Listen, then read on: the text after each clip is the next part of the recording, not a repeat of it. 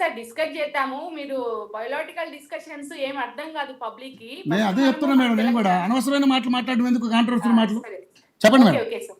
ఉమ్, సరే సార్. ఒకటే ఇక్కడ మనం ప్రధానంగా మాట్లాడుకోవాల్సింది ఈ జనసేన పవన్ కళ్యాణ్ గారు జూన్ ఉమ్, 2వ తారీఖు రోజు నవనిర్మాణ సభ పెడతానని చెప్పేసి పర్మిషన్ తీసుకొని అవును మేడం. తెలంగాణ ప్రజల్ని రెచ్చగొట్టే వైపుగా మాట్లాడినటువంటి మాటలు కావచ్చు, ఆయన చేష్టలు కావచ్చు చాలా అభ్యంతరకరంగా ఉన్నాయి. ఓకే. నేనంటున్నా ఉమ్, అసలు నిర్మాణాన్నే వ్యతిరేకించినోళ్ళు, ఉమ్, తెలంగాణ నిర్మాణాన్నే వ్యతిరేకించినోళ్ళు నవనిర్మాణం ఎట్లా చేపడతారనేది నా మొదటి ప్రశ్న. ఓకే. తెలంగాణ విభజనని పాకిస్తాన్‌తో పోల్చిన వాళ్ళు, ఉమ్, తెలంగాణ చూపుబడి కోనసీమకి దిష్టి తగిలిందని చెప్పేసి మాట్లాడిన వాళ్ళు, ఉమ్, తెలంగాణ విభజన జరిగిన తర్వాత దాదాపు 11 రోజులు అన్నం మానిన వాళ్ళు, ఉమ్, ఈ తెలంగాణను ఎట్లా ప్రేమించినట్టు, ఈ తెలంగాణ ఉద్యమాన్ని, తెలంగాణ అమరుల త్యాగాన్ని, తెలంగాణ ఏర్పాటును ఎట్లా అభినందించారు, ఎట్లా రిసీవ్ చేసుకున్నారు అనేది చాలా ముఖ్యమైనటువంటి అంశం ఇక్కడ. ఉమ్, అక్కడి నుంచి స్టార్ట్ అవుతుంది. ఇకపోతే జనసేన అంటే పవన్ కళ్యాణ్ గారు చాలా ఊగిపోతూ మాట్లాడారు. అవును. తెలంగాణ అంతకన్నా ఎక్కువ ఊగింది తెలంగాణ ఏర్పాటు కోసం, తెలంగాణ అంతకన్నా ఎక్కువ పోరాటాలు చేసింది, తెలంగాణ అమరత్వాన్ని చవి చూసింది తెలంగాణ ఏర్పాటు కోసం. ఉమ్, ఆవేశపడితేనో లేకపోతే అర్ధరహితమైన మాటలు మాట్లాడితేనో రెచ్చగొడితేనో తెలంగాణ ప్రజలు రెచ్చిపోరండి. ఉమ్, తెలంగాణ ప్రజలు ఏ సమయంలో ఎవరిని ఎప్పుడు ఎట్లా రిసీవ్ చేసుకోవాలని అట్లా రిసీవ్ చేసుకుంటారు, ఎవరిని ఎప్పుడు ఎట్లా బొంద పెట్టాలో అట్లా బొంద పెడతారు. అవును అది మేడం. తెలంగాణ గడ్డకు ఉన్నటువంటి చైతన్యం. అవును. జనసేన నాయకులకి, జనసేన అధ్యక్షుడికి ఈ విషయం అర్థం కాకపోతే మేమేం చేయలేము. ఉమ్, ఒకటి. ఉమ్, రెండోది, ఇక్కడ సరే పార్టీలు వీళ్ళకి ఇవ్వలేదా వాళ్ళకి ఇవ్వలేదా అని బ్రదర్ చాలా మాట్లాడారు. నేను ఉస్మానియా యూనివర్సిటీ ఉద్యమకారిని. బ్రదర్ నాకు చూసినట్టు గుర్తుంది కానీ అంత ఐడియా లేదు. చాలా విషయాలు మాట్లాడుతున్నారు. మేము బీఆర్ఎస్ గా జనసేన పార్టీ ఇక్కడ పోటీ చేయొద్దనో, జనసేన పార్టీకి తెలంగాణలో అసలు అవకాశం లేదనో మేము మాట్లాడలేదు. బీఆర్ఎస్ మీద పదే పదే అవాకులు చెవాకులు మాట్లాడుతున్నారు. 2023లో జనసేన పార్టీ ఇక్కడ పోటీ చేసింది, చాలా ఘోరంగా ఓడిపోయింది. నిన్న కాక మొన్న మున్సిపల్ ఎన్నికలలో పోటీ చేసింది, వీళ్ళకి డిపాజిట్లు కూడా రాలేదు. అంటే నోటాతో పోటీ పడ్డారు. ఓకే. ఇది నేను స్వయంగా నిజామాబాద్ జిల్లా మున్సిపల్ ఎన్నికల ఇన్ఛార్జిగా నేను బీఆర్ఎస్ పార్టీ తరఫున పోయినా, బీఆర్ఎస్ పార్టీ నేను వార్డులో ప్రచారం చేస్తున్నప్పుడు జనసేన పార్టీ తరఫున నిలబడ్డోళ్ళు ప్రచారం చేసే దిక్కేలేదు. ఇవాళ పవన్ కళ్యాణ్ గారు ఊగిపోతూ చొక్కాలు దించుకొని నేను వస్తాను, నేను ప్రచారం చేస్తాను అని అంటే, నిజంగా రాజ్యాంగం ప్రకారం ఎవరైనా రావచ్చు, ఎవరైనా మాట్లాడచ్చు. ఇవాళ కొత్తగా రావట్లేదు, నువ్వు ఆల్రెడీ పోటీ చేస్తావు, నీకు ప్రజలు సమాధానం చెప్పారు అనేది మేము ఇక్కడ చెప్పదలుచుకున్నాం. రెండోది, మీరు తెలంగాణకు సంబంధించి చాలా సీరియస్ గా చెప్తున్నాము. మా తెలంగాణ అమరత్వం గురించి కావచ్చు, గద్దర్ గారి గురించి కావచ్చు, లేకపోతే ప్రొఫెసర్ నాగేశ్వరరావు గురించి కావచ్చు, లేకపోతే ఎవరి గురించి అయినా కావచ్చు, అడ్డదిడ్డంగా మాట్లాడి ఇష్టం వచ్చినట్టు మాట్లాడి, ప్రొఫెసర్ నాగేశ్వరరావు గారు ఒక గురువు అండి. మీరు గురువుని చెప్పులతో కొడతారా?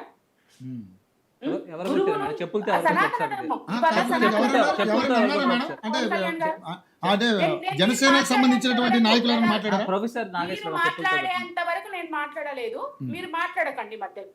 చెప్పండి. చెప్పులు తీసుకొని కొట్టారండి ఫోటోలకి. సనాతన ధర్మం గురువుని చెప్పుతో కొడుతుందా? ఇదేనా మీరు నేర్పించేది? పొద్దులేస్తే సనాతన ధర్మం అని మాట్లాడుతారుగా పవన్ కళ్యాణ్, ఇదేనా నేర్పిస్తుంది మీరు జనసేన కార్యకర్తలకి? ఆడబిడ్డలని ఎంత నీచంగా మాట్లాడుతున్నారండి వీళ్ళు. అసలు రాజకీయాలలో కంపు, మహిళల్ని అత్యంత హీనంగా కించపరిచే విధానం జనసేన పార్టీ ఆవిర్భావం తర్వాతనే జరిగింది. మీరు చరిత్ర మొత్తం చూడండి రాజకీయాలు, ఏ పార్టీ కూడా మహిళల్ని ఇంత వీళ్ళు మాట్లాడినంత దిగజారు విధంగా, వీళ్ళు కించపరిచే విధంగా, వీళ్ళు అక్రమ సంబంధాలు కట్టే విధంగా మీరు చూడండి. సోషల్ మీడియా మొత్తం వీళ్ళ సైనికులు కాదండి, వీళ్ళు సైకోలు. మేము జన సైనికులు అని చెప్తారు, వీళ్ళు జన సైనికులు కాదు, జన సైకోలు. ఒక సైకోకి వీళ్ళు వారసులుగా ఉన్నారు తప్పితే తెలంగాణలో, ఆంధ్రాలో వీళ్ళు ప్రజల కోసం పని చెయ్యరు, ప్రజల పక్షాన నిలబడరు. ప్రజలకు ఉపయోగపడేటువంటి విధానాలు ఏవైతే ఉంటాయో ఆ విధానాలను అడుగడుగున వీళ్ళు వ్యతిరేకించే వాళ్ళండి. అందుకే ఆ దాంట్లో భాగంగానే ప్రొఫెసర్ నాగేశ్వరరావు గారిని వ్యతిరేకించారు. ఆ దాంట్లో భాగంగానే నిన్న కాకుండా మాట్లాడిన వాళ్ళని వ్యతిరేకించారు. ఆ దాంట్లో కాదు మేడం. మేడం ఒక చిన్న క్వశ్చన్ మేడం. మేడం ఒక చిన్న మేడం మేడం ఒక చిన్న తెలంగాణ ఒక చిన్న మాట్లాడు క్వశ్చన్ మాట్లాడు మాట్లాడు ఒక్క చిన్న క్వశ్చన్ రాసుకో ప్లీజ్ ఒక్క మధ్య డిస్టర్బ్ ఒక చిన్న క్వశ్చన్ పట్టించడానికి వస్తామని చెప్పి మేడం ఒక్క చిన్న క్వశ్చన్ ఒక క్వశ్చన్ అడుగుతాడు మేడం మేడం ఒక చిన్న క్వశ్చన్ మీరే మాట్లాడండి. ఒక చిన్న క్వశ్చన్ మీరే మాట్లాడండి. మేడం ఒక్కరే చిన్న క్వశ్చన్ మీరే మాట్లాడండి.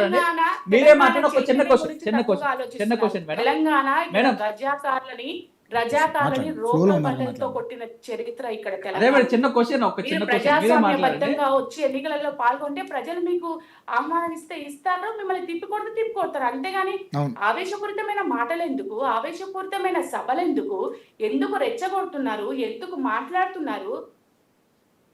ఇవ్వాలేదో కొత్తగా జనసేన పార్టీని పెట్టినట్టు, ఇవ్వాలేదో తెలంగాణలో ఎంటర్ అవుతున్నట్టు, మీరు వస్తుంటే మేము వ్యతిరేకిస్తున్నట్టు మీరు ఊహించుకుంటున్నారు. ఊహల్లో ఉండకండి, దిగి తెలంగాణ ప్రాంత చైతన్యము, తెలంగాణ ప్రాంత అస్తిత్వము, తెలంగాణ ప్రాంత ఆత్మగౌరవము, తెలంగాణ ప్రాంత పోరాటాలు, తెలంగాణ ప్రాంత చరిత్ర, ముఖ్యంగా కేసీఆర్ గారి గురించి తెలుసుకోండి. ఇక్కడ కేసీఆర్ అడుగుజాడలు ఉన్నాయి, కేసీఆర్ గారి అభివృద్ధి ఉంది, కేసీఆర్ గారి పోరాటం ఉంది, కేసీఆర్ గారు తెచ్చినటువంటి తెలంగాణ ఉంది. ఆ చైతన్యాన్ని కాదని మీరు ఒక్క అడుగు కూడా ముందుకెళ్ళరని చెప్పి జనసేనకి నేను చెప్తున్నా. దీన్ని దృష్టిలో పెట్టుకొని మాట్లాడండి. ఈ ఇంటి ఆడబిడ్డల్ని ఏ ఆడబిడ్డలు మాట్లాడినా మాకు 100 వ్యతిరేకతలు ఉంటాయి. మీరు కవితకని ఎంత దారుణంగా ట్రోల్ చేస్తున్నారండి ఈరోజు. కవితకని ఎంత దారుణంగా ట్రోల్ చేస్తున్నారు. మా ఇంటి ఆడబిడ్డ, మా తెలంగాణ ఆడబిడ్డ ఎత్తుకొని తిరిగింది. మీ పవన్ కళ్యాణ్ భార్య ఎవరైనా బతుకమ్మ ఎత్తుకొని తిరిగిందా? మీ పవన్ కళ్యాణ్ భార్యలు ఎవరైనా ఏమంటారు మా బోనాలు ఎత్తుకున్నారా? పవన్ కళ్యాణ్ ఏ రోజన్నా మా పండుగల్ని స్వీకరించిందా? ఏం మాట్లాడుతున్నారు అసలు మీరు? ఏం సంస్కృతి మీరు? ఏం నేర్చుకున్నారు మీరు? తెలంగాణ ఒప్పుకోదు బ్రదర్, చెప్తున్నా నేను. తెలంగాణ ఇట్లాంటి సంస్కృతిని తిప్పికొడుతుంది.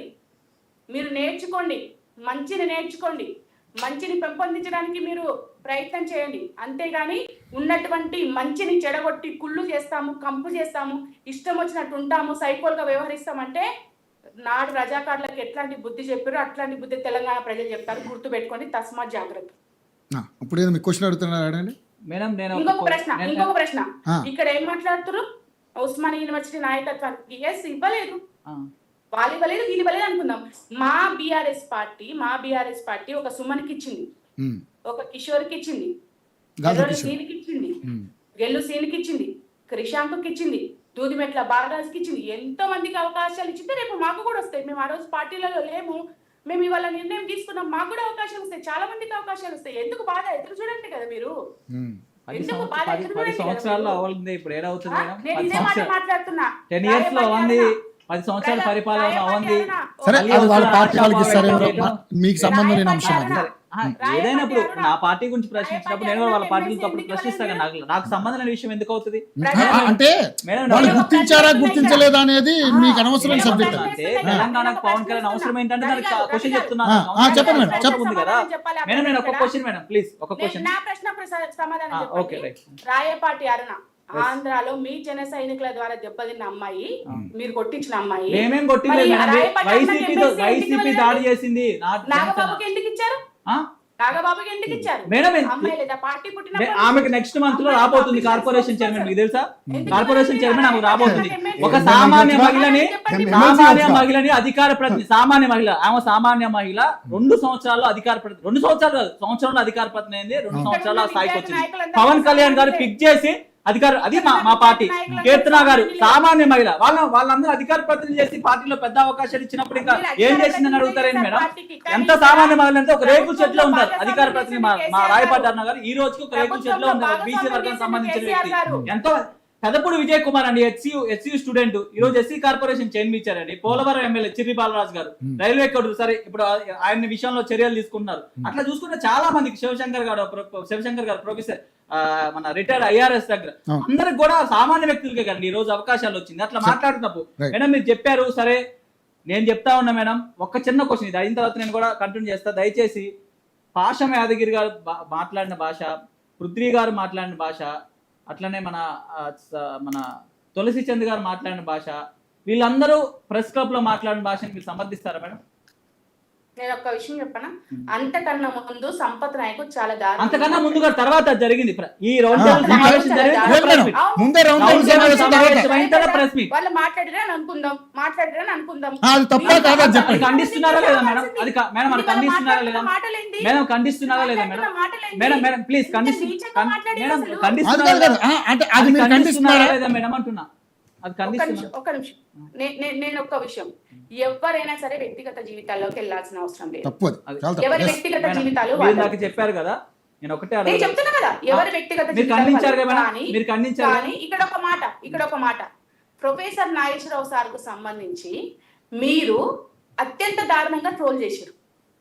ఫస్ట్ ట్రోల్ చేసింది మీరు మేడం. నేను ఒక దానికి ఆయన సమాధానం చెప్పిండు, నేను ప్రెస్ చాలా నోట్ ఉందాక చూపిస్తాను సమాధానం కదా. చెప్పిండు, క్షమాపణ కూడా చెప్పిండు. నేను క్షమాపణ చెప్పారు. చెప్పిన తర్వాత కూడా మీరు పోలీసులు ఎందుకు పంపించారండి ఇంటికి? నేను ఒక ప్రెస్ నోట్ చూపిస్తాను. పోలీసులు వచ్చారు అసలు పోలీసులే రాలేదు మేడం. మీరు ఎందుకు పోలీసులు రాలేదు? ఆయనే చెప్పి ప్రొఫెసర్ కాదు మేడం, నాగేశ్వర్ గారు చెప్పారు కదా మా ఇంటికి ఏ పోలీసులు రాలేదని. మళ్ళీ పోలీసులు వచ్చారంటున్నారు మీరు. ఏ పోలీసులు రాలేదు, నాకు ఏ కాల్స్ రాలేదు, నాకు ఏ వాట్సాప్ మెసేజ్ రాలేదని 2 సార్లు ఆయనే చెప్పారు పబ్లిక్ సరే సార్, ప్రెస్ మీట్ మీడియాలో చూశాను, పత్రికలలో కూడా వచ్చింది, నేను చదివినా కాబట్టి నేను మాట్లాడినా. ఒకవేళ రాకపోతే మంచిది, అది చాలా సంతోషం. మేడం ఒక్క నిమిషం నేను ప్రొఫెసర్ నాగేశ్వర్ గారి నుంచి మాట్లాడితే మా పార్టీ రిలీజ్ చేసిన లెటర్ చూపిస్తాను.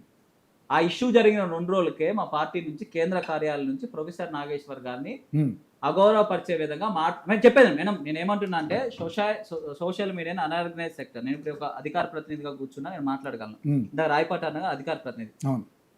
ఏ ముసుగులో ఎవరు పెడుతున్నారో మాకు తెలియదు. మా జన సైనికులు ఇప్పుడు మా పార్టీలో ఉన్నంత మహిళలు ప్లీజ్ సాధారణ మహిళలు మా పార్టీలో అంత పనిచేసి నేను చెప్పండి. నేను లేకపోతే తెలంగాణ ఉద్యమం నాకు అక్కతో సమానం. ఒక రోజు అక్కని నేను తీసుకెళ్తా, నేను మా సభకి ఏదైనా తీసుకెళ్తా. మేము మహిళలకు కానీ ఎట్లా గౌరవిస్తాం నేను చూపిస్తాను.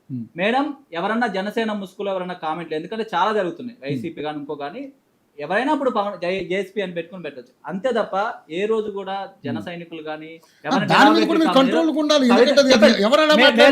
ఎందుకు ప్రెస్ మీట్ పెట్టి అని అడిగిందంటే నేను ఒకటే అడుగుతున్నా సార్. ఇప్పుడు కోడిచేరు ఇష్యూ వచ్చింది. నేనేమన్నా అన్న కూడా పవన్ కళ్యాణ్ గారు చెప్పారు, ఒకవేళ నా తప్పు అయితే నేను రాసిస్తా అని చెప్పారు. కోడిచేరు విషయంలో ఆయన 10 ఎకరాల్లో 3 ఎకరాల చెక్కల ల్యాండ్ ఉందా, మొత్తం పట్టా భూమి కొనుక్కున్నట్టు సేల్ లీడ్ ఉంది, రిజిస్ట్రేషన్ ఆఫీస్ లో చేయించుకున్నాడు, తర్వాత చేయించుకున్నాం. ఒకవేళ నిజంగానే అది కబ్జా భూమి అయినా అమ్మినోళ్ళు కబ్జా చేసినట్టు కదా. ఒకవేళ కొనుక్కుంటే మోసపోయినట్లు కానీ కబ్జా చేసిన, కబ్జా అంటే ఏంటి, ఒక ఎకరం కొనుక్కుని దాని చుట్టూ ఉన్న భూమిని ఆక్రమించారు. కానీ ఆయన ఎంతో 2,75,00,000 పెట్టి రిజిస్ట్రేషన్ చేయించుకున్నాడు ఆ భూమిని. అలాంటప్పుడు కబ్జా ఇప్పుడు ఒక విధమైన ఎలిగేషన్ పవన్ కళ్యాణ్ గారు చేశారు. ఇంకోటి పాషా యాదగిరి గారు చాలా డిరాగటరీ మాట్లాడారు. ఇంకో పృథ్వీ అయితే అరే తొక్కుతా, నాలుగు తీస్తా అని చెప్పి. ఇంకొక ఆయన హైదరాబాద్ లో తిరగనివ్వనని చెప్పింది. ఇట్లా మల్టిపుల్ గా ఇప్పుడు మేమేం మాట్లాడలేదు కదా. మేము అనొక్కటి ఒక డిరాగేటరీ కామెంట్ ఎవరు కూర్చొని చెప్పింది మేమేం మాట్లాడలేదు. ఇది ఎప్పుడు జరిగింది, శిష్యు ఎక్కడ స్టార్ట్, ఆ రౌండ్ టేబుల్ సమావేశం ఫస్ట్ పెట్టారు. ఆ రోజు వాళ్ళు పెట్టిన, ఇప్పుడు నిన్న పవన్ కళ్యాణ్ ఏ సమాధానం చెప్పారు, నేను హైదరాబాద్ రానివ్వము అని ఎవరు చెప్పారు, సాక్షాత్తు మినిస్టర్ అని. వేరే వాళ్ళు సాక్షాత్తు మినిస్టర్ అన్నాడు. ఇంకొక ఆయన కూడా డిరాగేటరీ ఎదవా అని అన్నాడు. ఇన్ని మాటలు భరించుకుంటూ మేడం చెప్తా ఉన్నారు, ఎందుకు మాట్లాడుతున్నారు, ఇన్ని మాటలు భరించుకుంటూ మేమేం మాట్లాడినా, నేను పవన్ కళ్యాణ్ గారు ఎక్కడ ఏం తప్పు మాట్లాడలేదు. మీ అయ్య జాగీర్ అని అడిగింది ఎవరిని, హైదరాబాద్ రానేమో అని చెప్పిన అయ్య జాగీర్ అని అడిగింది అంతే తప్ప మొత్తాన్ని తెలంగాణ ప్రజానికి అని అడిగిందా. ఇప్పుడు నేను కూడా అంటాను, ఇప్పుడు నేను ఎక్కడికో వెళ్తాను అనుకోండి, నన్ను రానేమని అంటే అయ్య జాగీర్. ఇప్పుడు ఆంధ్రాకి వెళ్తా, ఆంధ్ర నుంచి వచ్చిన వాళ్ళు నేను రానేమంటే వాళ్ళ అయ్య జాగీర్ అవుతుందా. దాని గురించి అన్నాడు. ఇంకేం మాట్లాడాలి. గద్దర్ గారి విషయంలో కూడా గద్దర్ గారికి ఉన్న సాన్నిహిత్యం తెలుసు, లెటర్ రాసింది. ఒక్క నిమిషం, ఇక్కడ పవన్ కళ్యాణ్ గారు ఏమీ మాట్లాడలేదు, అన్ని వీళ్ళే మాట్లాడేది అని చెప్పేసి అనుకుందాం. మాట్లాడటానికే నవనిర్మాణ సభ పెట్టేస్తారా? నవనిర్మాణ సభ ఇప్పుడు ఫిక్స్ అయింది కదండి. ఇప్పుడు నవనిర్మాణ సభ గురించి మాట్లాడుతున్నారు. నవనిర్మాణ సభ గురించి మాట్లాడుతున్నారు. మీరు చెరువు కబ్జా చేయలేదని చెప్పండి. అది చెప్పినాం కదండి, అదే చెప్పినాం కదా. దానికి స్టేట్మెంట్ ఏమి ఇచ్చిండు, ఒకవేళ నేను కబ్జా చేస్తే తెలంగాణ ప్రభుత్వం రుజువు చెప్పింది, హ్యాండ్ అవుట్ చేసుకుంటాను. మేడం తప్పు ఇది. నవనిర్మాణ సభ అనేది నవనిర్మాణ సభ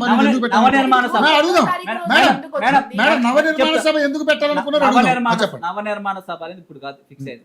నేను ప్రోగ్రామ్ కమిటీలో ఉన్నా. ఈ ఇష్యూ స్టార్ట్ మేము తెలంగాణ ఆవిర్భావం, మేము తెలంగాణలో ఎప్పటి నుంచో పవన్ కళ్యాణ్ గారిని మా ఎక్స్పాండ్ చేయండి. మేము ఇప్పుడు నేను ఎమ్మెల్యేకి పోటీ చేశాను.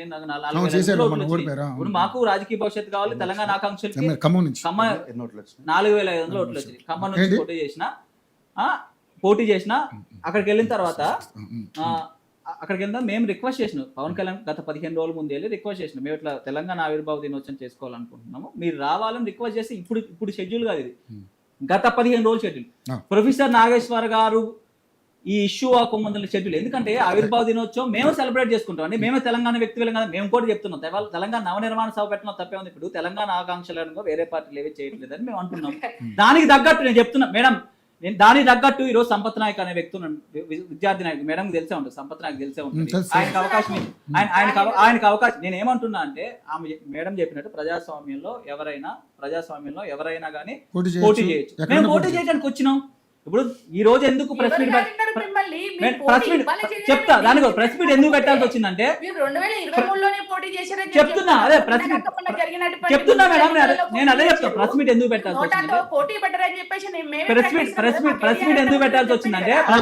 ప్రెస్ మీట్ ఎందుకు పెట్టాల్సి వచ్చిందంటే ప్రెస్ మీట్ ఎందుకు పెట్టాలి 2000 మందితో మేము ఒక ఇంటర్నల్ మీటింగ్ పెట్టుకున్నాం ఇంటర్నల్ మీటింగ్ 2000 మంది సంధ్యా కన్వెన్షన్ లో పెట్టుకున్నాం దాంతో పాస్ సిస్టమ్ ఉండి ఓన్లీ ముఖ్య కార్యకర్తల సమావేశం జిల్లాకి కొంతమందిని తీసి పెట్టుకున్నాం ఆ సభకు పర్మిషన్ ఉన్నందుకు కదా మేము ప్రెస్ మీట్ పెట్టింది ఇప్పుడు ఆ రోజు ఎందుకు పెట్టుకోవాలి తెలంగాణ కాదండి ఆవిర్భావ దినోత్సవం సిపిఎం చేయొచ్చు సిపిఐ చేయొచ్చు ఎంఐఎం చేయొచ్చు కాంగ్రెస్ చేయొచ్చు ఎవరైనా ఆవిర్భావ దినోత్సవం చేసుకోవచ్చు మేము ఆవిర్భావ దినోత్సవం చేసుకోకండి మాకు హక్కులేదు ఆవిర్భావ దినోత్సవం మేము ఆవిర్భావ దినోత్సవం చేసుకుంటామండి ఆవిర్భావ దినోత్సవం చేసుకుంటాం ఆవిర్భావ దినోత్సవం రాహుల్ గాంధీ గారిని వెళ్ళొచ్చు నరేంద్ర మోడీ గారిని వెళ్ళొచ్చు పవన్ కళ్యాణ్ గారి తప్పండి ఓకే రైట్ మీరు చెప్తారు కానీ ఒకసారి మన కాంగ్రెస్ అభ్యర్థి కూడా ఒకసారి మనం ఆయన అభిప్రాయం తెలుసుకుందాం మన కార్తిక్ గారు సరే విషయం మొత్తం తెలుసు కాబట్టి పొన్నం ప్రభాకర్ గారు కానీ మీ ఎమ్మెల్యేలు అనిరుద్ రెడ్డి